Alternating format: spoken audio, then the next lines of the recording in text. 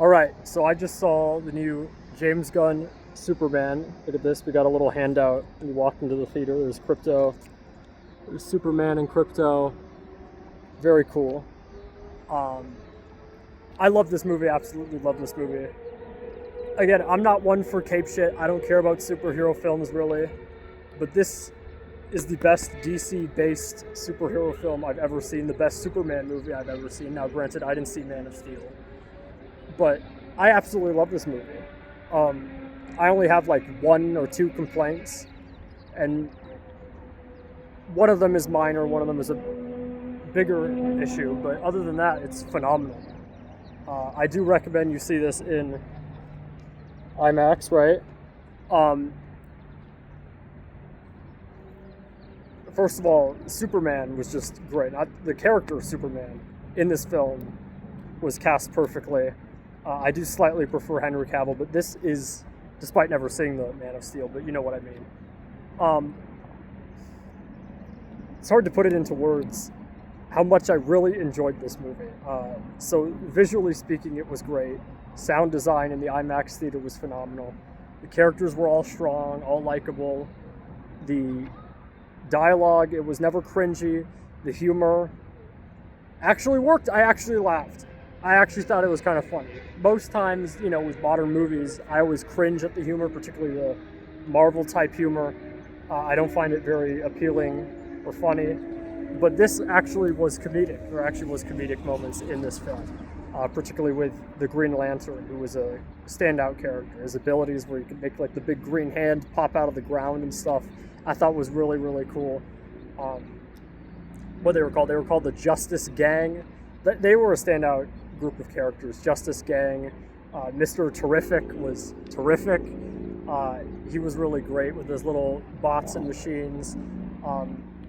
Crypto was phenomenal. This little super dog was so much fun.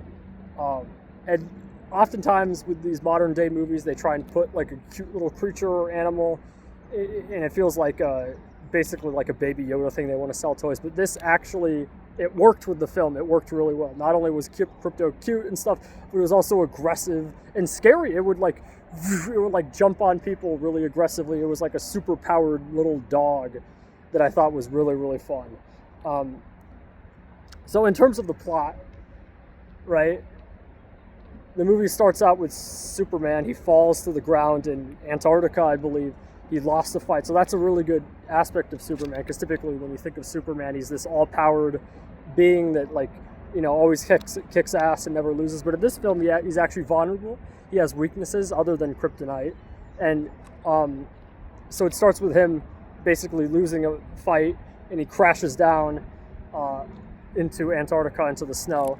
And that's a really good start to the movie, because it shows that he's not some overpowered being, right? And then he whistles, and then Crypto comes and saves him and drags him back to like this. He has this big base, underneath the snow in Antarctica that just shoots out of the ground, these big ice crystals. And he has like these little robot helpers, which were fun, right? That was really fun. So he gets healed up. He gets healed by the sun. That will come into play later. And what happens next? And then basically he goes back, right? Obviously with Superman, he lives his double life as Superman, and then he lives as the journalist Clark Kent, right? So there's always that dynamic in the superhero media, where he has to live the normal life as just a reporter, and then be the big superhero, right? So yeah, he goes back to his job as a reporter, and there's the lady, what's her name, Lewis, and there's this relationship dynamic. Now, this is the one aspect, this was the minor aspect that I didn't like about the film. Typically, in most movies, I don't care for romance plots. I don't really care. I think they're uninteresting. They're boring to me. I can't relate to it. It takes me out of the movie, because I just want to see the action, you know what I'm saying? So, it wasn't terrible, though. It wasn't terrible. It was bearable, and it wasn't forced. It didn't feel like it wasn't that much screen time, probably like 30 minutes at most of the film. 2 hour, 9-minute film, I believe, was the runtime. Like 30 minutes or so was the romance plot. So it wasn't terrible. It didn't take up too much time. So that was bearable. And yeah, basically it just shows the rapport together, working at the what is it called? The Planet Times or something, Planet something, wherever they work as journalists. And then there's the big fight, which I really like this first action scene with, what's his name? Again, I don't watch superhero films. I've never read the comics, so I'm not too familiar with the characters. There was the big guy in the big giant armored suit. Ultraman, that's it, Ultraman. Probably my favorite standout character of the film. I really, really liked Ultraman. I wish he kept that big iron suit on longer, right? He only had that suit in the very beginning of the film, and in the rest of the film he was just wearing like a regular suit, which wasn't as cool. But still, he was a really cool character. I really liked Ultraman. There was a big reveal at the end of the movie with Ultraman about how he turned out to be like genetically created by Lex Luthor. So yeah, in this big fight scene with Ultraman and Superman, the first big action scene in the movie, which honestly might be my favorite action scene in the movie, just seeing Superman get his ass kicked by Ultraman, getting slapped around all over the metropolis was a lot of fun. Very cool, loud banging, people crashing into buildings and things exploding. It was so much fun, right? It was very cool. So then we get introduced to Lex Luthor. He's in his big tower. And he was also probably my second favorite character. I really liked Lex Luthor. I thought Lex Luthor was cast really good. I thought he was really cool as the main antagonist. And yeah, that was great. So then what happens? So then basically the plot is there's this big war that broke out in Eastern Europe, I believe. One country is going to invade another country, and Superman stopped the evil country from invading the other country. And that led to all these geopolitical and issues with like the American State Department and stuff. They said, oh no, is Superman a representative of America? Or he said, no, I'm just acting on my own accord, but you messed this up. You're out of line. So that is like the main really actually the secondary conflict. The main conflict is Lex Luthor versus Superman, in my opinion. But that's like the secondary, overarching conflict in the film is this impending war that was temporarily put on hold because Superman stopped it. But oh no, they're going to invade again. So that's a big plot point. So basically, he's working as the journalist with the Lois Lane. And what happens next? So then basically, God, it's hard to remember because I was just so invested. It's like, so yeah, there's just another romance scene, I believe, in Lois Lane's apartment with Clark Kent. Right, he's not as Superman at this time. He's Clark Kent, but she knows that he's Superman, so she does an interview with him, and he basically explains his actions that he did in that foreign country preventing the war, and now the American government's all mad at him and stuff, so he has to figure that stuff out.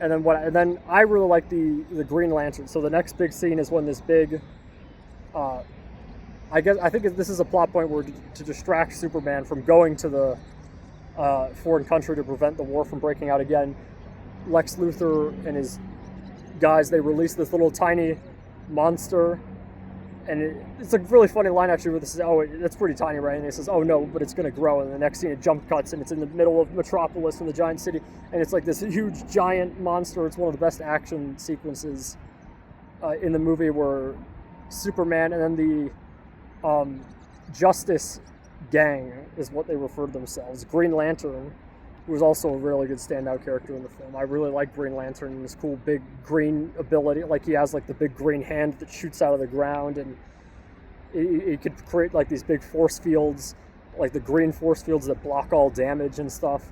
He was really cool. I really liked him. And then there was Mr. Terrific, right? Mr. Terrific is part of the Justice Gang, and he has his little robot things that go and like are cameras and scan things and stuff like that. He's like the technical genius of the crew. And then there's again, I don't know the DC lore, so I don't know what hero this was, but there was another lady part of the Justice Gang that she seemed to like fly. I think she had a sword.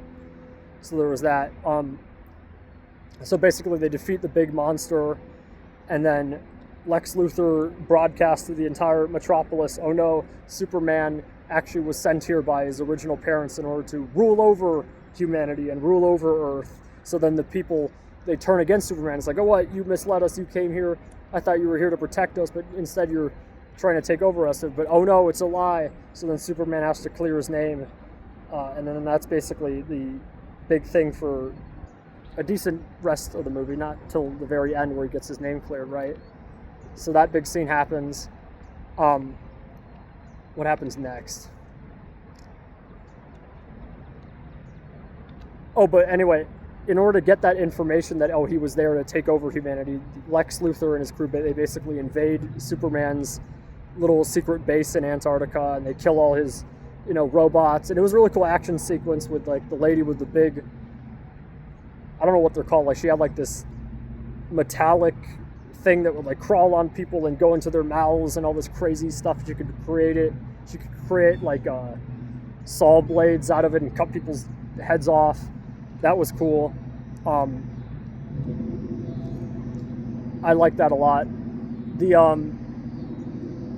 So yeah, basically they get the secret info that actually his original parents sent him to the planet to take us over or whatever. So then he broadcasts that, and then everyone turns on Superman. And then Superman basically decides to turn himself into the Department of Justice. And before that, he has like another romance scene with the Clark Kent or Lois Lane. He's Clark Kent. His romantic interest is Lois Lane. So yeah, he goes over to her apartment. They have another romance scene, which I don't really care for.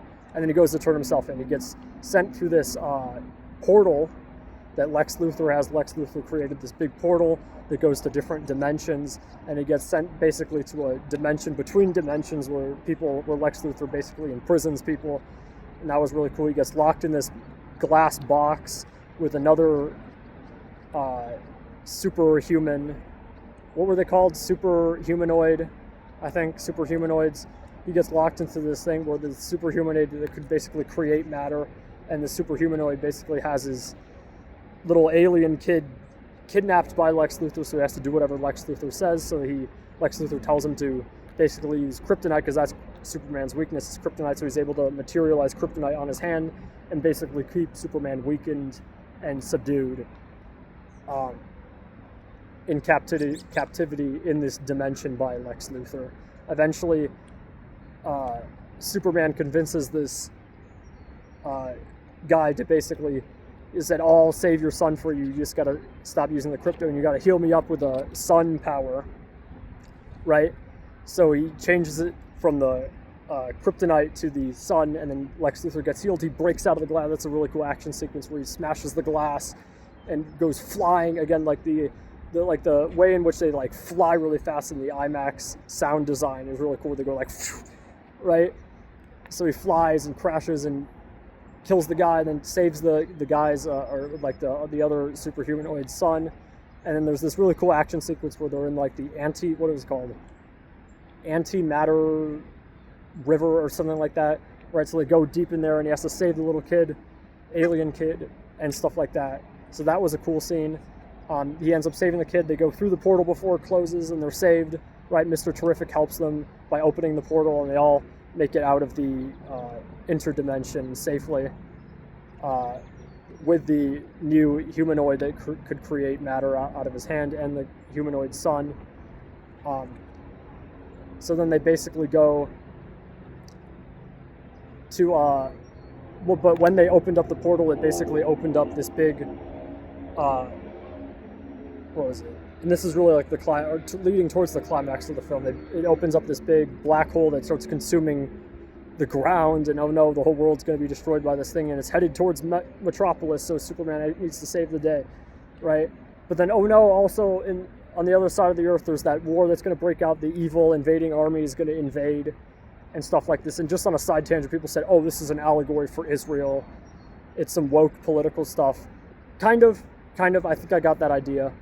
James Gunn is a kind of a woke guy, so I wouldn't be surprised if it's supposed to be an allegory for Israel-Palestine, which sucks, right? That's pretty cringe, but it is what it is. But it wasn't too bad. It wasn't that in your face, right? It was more subtle, which I appreciate. At least it was subtle, right? If you're going to do the woke political stuff, at least make it subtle. But yeah, the war breaks out, and then oh no, Superman's busy in Metropolis, so he can't go and save the people from being invaded. So then the Green Lantern and the Justice Gang, that's what they call themselves, right? Justice Gang, they show up and they save the day. He makes the big green barrier around the kid, and that saves the kid. So then the next part of the film is when the what happens next? So then Superman basically has to save Metropolis, and he has to fight Ultraman, which was a really cool fight sequence, right?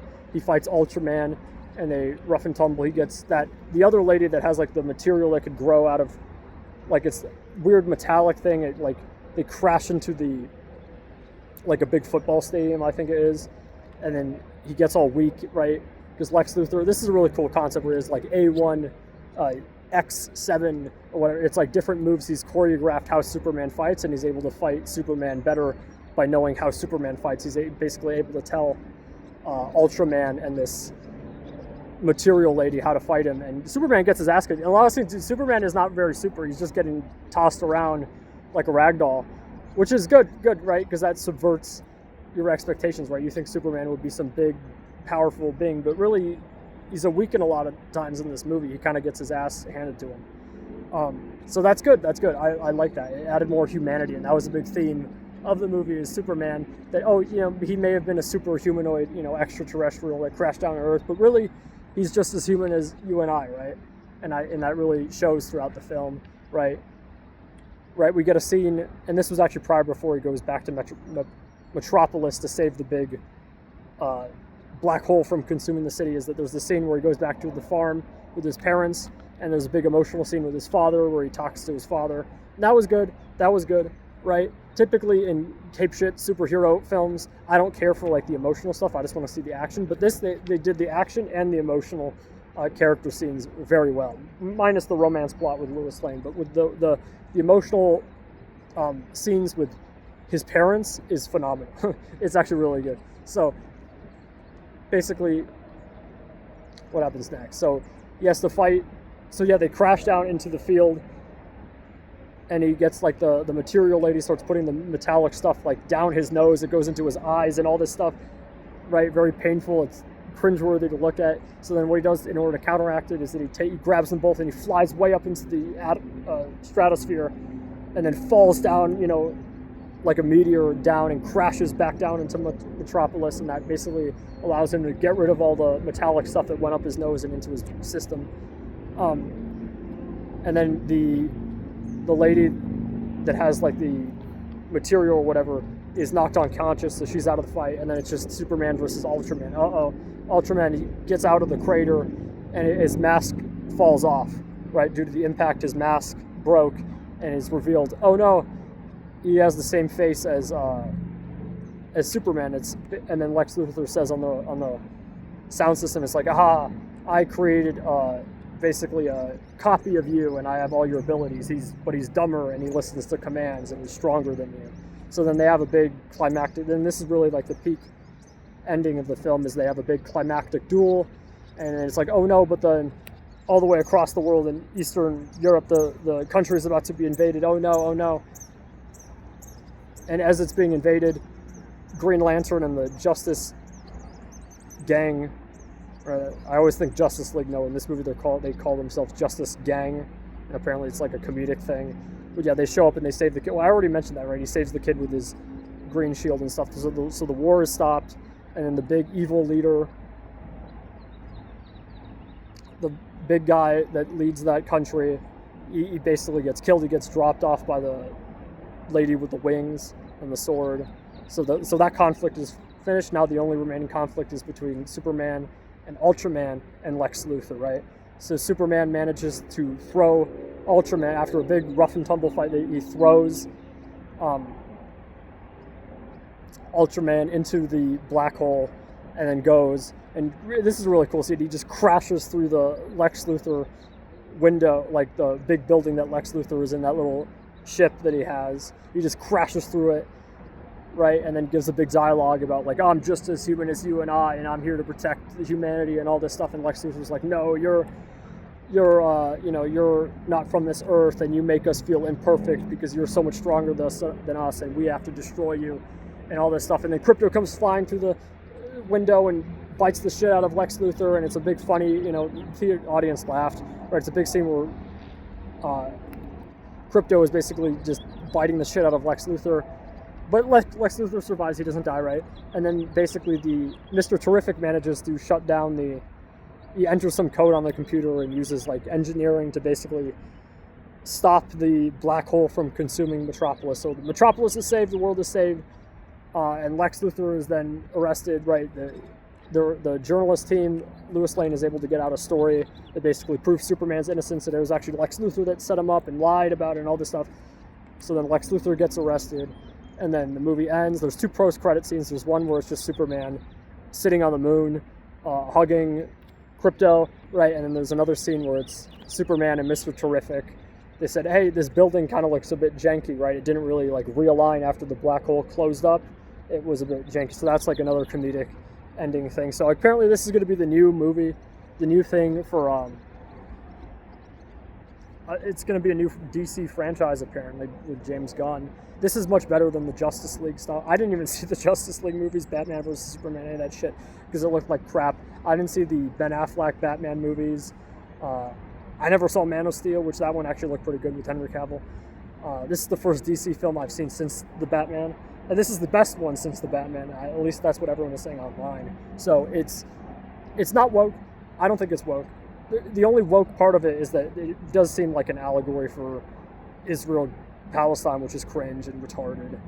But other than that, it's not woke. There's no female empowerment stuff. There's no racial weird stuff. It's just a straight-up classical superhero movie that's really like based off of comics, right? It really was filmed like a comic book movie. There's a lot of really cool scenes where like it slows down, right? James Gunn, he almost does the Snyder thing, and that's why maybe the Snyder fans, it's Zack Snyder, but I call him Zack Snyder. Zack Sneed's Feed and Seed, right? The Snyder fans were really pissed about this, the Snyder cultists. But they should like this movie because it has a lot of like the slow-mo action scenes that Zack Snyder is addicted to, right?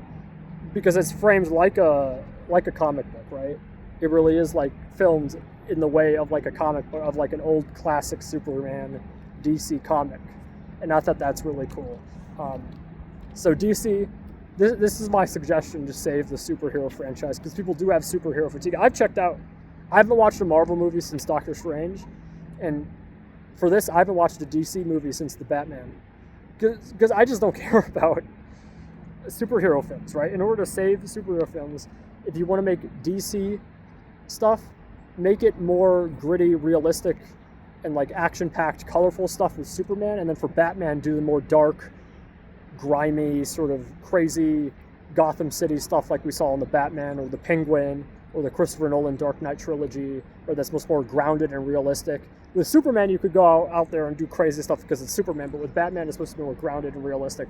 That's how you save DC. And then for Marvel, my suggestion is just to do the animated comic book style movies like the Spider-Verse, Across the Spider-Verse, Into the Spider-Verse, and do stuff like that. Stop doing the MCU multi-dimensional crazy cinematic universes. That doesn't work for DC, the DCEU with Zack Snyder. It doesn't work for Marvel anymore. Nobody cares about Marvel ever since Endgame. I didn't even watch Endgame. Right? Because superhero movies still, and this proves it, James Gunn proved it, this superhero movies still can be engaging. They still can be good for audience. The audience was clapping, they were cheering, they were laughing. Everyone had a great time at this showing. Right? Audiences will like superhero stuff if you make good superhero stuff. They just need to stop making the slop garbage, and they'll save the franchise. So I highly recommend this movie. I highly recommend you see it in IMAX, the biggest screen possible, Dolby Cinema, whatever you can see it in. Make sure to see this in theaters because it's absolutely phenomenal. This is one of my favorite movies of the year, the best superhero or DC film I've seen since the Batman. Again, I've said that a billion times, but it's true. This is so much better than Jurassic World Rebirth. This is so much better than 28 Years Later. This is so much better than the John Wick Ballerina. This is just a phenomenal movie. It's not as good as F1. I still think F1 is better than this, but this movie, a lot of movies pale in comparison to this Superman movie. This is the best thing I've seen since F1, which I guess was last week, but you know what I mean, right? This is definitely, don't see Jurassic World, see this movie. See this movie. So yeah, that's all I have to say. Is there anything else in the movie that I wanted to discuss? Just, yeah, the cinematography, the bright colors, I think that's really good. They contrast with the darkness of Gotham City and Batman. Metropolis, it's supposed to be big, bright, bold, powerful. So the color palette, the cinematography was phenomenal in this film. The sound design, again, you have to see it in IMAX. See the big, like, sound they make with the, whenever Superman or Krypto, like, goes flying and crashes into people. It's like this big, it sounds so good. The sound design is phenomenal. There's an ending scene where Supergirl shows up. She has, and this scene was honestly cringe. I didn't really care for this scene. Apparently, she's off partying on other planets, and I guess she's like the owner of Krypto, so she came back to get Krypto because Krypto was basically in Superman's care. So there's an ending scene. That will probably be spin-offs, because apparently this is going to be the new DC franchise, and this is going to be the first one, depending on how this movie did, which the box office shows this movie has done phenomenal. I think it's like one of the highest rating movies ever, audience and critics. So that's good. That's good. I'm glad that people chose to see this movie, not other Superman crap. I trust James Gunn. I trust the James Gunn plan. Father James Gunn will save the DC cinematic universe from the Snyder cultists, and it's going to be great. I trust James Gunn. James Gunn made the best Marvel movies, and he's going to make the best DC movies, apparently, other than the Batman. And apparently he's even he's read the script for the Batman 2, so he's going to be involved in the Batman 2, which is very promising. That's exciting. I'm very excited for that, because I quite do enjoy these more grounded, realistic, and like not stupid, over-the-top cinematic universe stuff that we've seen from DC and Marvel for like the past decade. So I'm hopeful for that. I'm very excited. Next movie review will probably be Weapons. I think that's coming out next month in August. There's not really any movies coming out for the rest of the month in July here that I really care to see. So next movie review will probably be Weapons. I think that's going to be in early August, I believe it's coming out. So be on the lookout for that next month. If you like movies, if you like movie reviews, any new releases, if you want to know if you should see a new release in theaters, if you want to know if you should just stay home and catch it later on Netflix or HBO or a streaming service, go ahead and subscribe to this channel, because I will do, anytime I go see a movie in theaters now, I've decided I'll do an out of the theater movie review like this one. So if you're in any way interested in that, make sure you go ahead and subscribe, and I'll see you next time. Thank you very much.